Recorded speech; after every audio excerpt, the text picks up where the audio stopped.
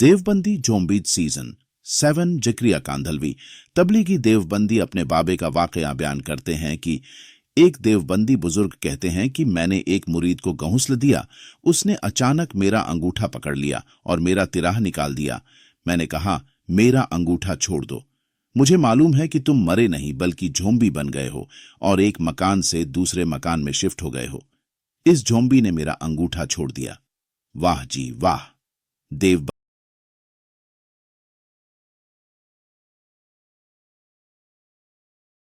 Zombies season 8। यह जिस किताब का स्कैन लगाया गया है, यह शब्बीर अहमद उस्मानी देवबंदी साहब की किताब फजाइल अल बारी है, जिन्होंने बुखारी की शरह लिखी है। देखिए वह बुखारी की शरह में भी कैसा इल्म बिखेर रहे हैं। लिखते हैं, एक देवबंदी बुजुर्ग का वाकया है कि वह किसी तैली के मकान से गुजर रहे थे। उस तेली के यहाँ एक बकरा भी था, तो उस तेली ने बावजह नाशनासी के कहा कि आपकी दाढ़ी से तो मेरे बकरे की दाढ़ी बेहतर है।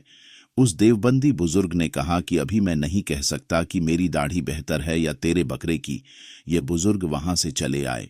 अपने नौकर को वसीयत की कि अगर आसार से यह जाहिर हो कि मेरा खात्मा बिलखैर हुआ और ईमान पर मौत आई तो मेरा जनाजा फलां तेली के मकान पर से ले जाना। हसबे वसीयत वैसा ही किया गया। बस अब जोम्बी आने लगा है। जब जनाजा तेली के मकान पर पहुंचा तो वह देवबंदी बुजुर्ग जोम्बी की तरह उठकर बैठ गए और तेली को मुखातिब करके फरमाया, अब मैं कह सकता हूं कि मेरी दाढ़ी तेरे बकरे की दाढ़ी से अच्छी थी, क्योंकि मेरा खात्मा ईमान पर हुआ है।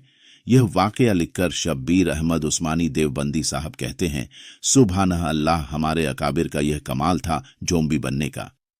यह अपने बाबे सिर्फ यह बताने के लिए दोबारा जिंदा करवा लिए कि बकरे की दाढ़ी से बाबे की दाढ़ी बेहतर है। बड़ा जरूरी काम था यह, जो उसने मरने के बाद जिंदा होकर यानी जोम्बी बनकर करना था।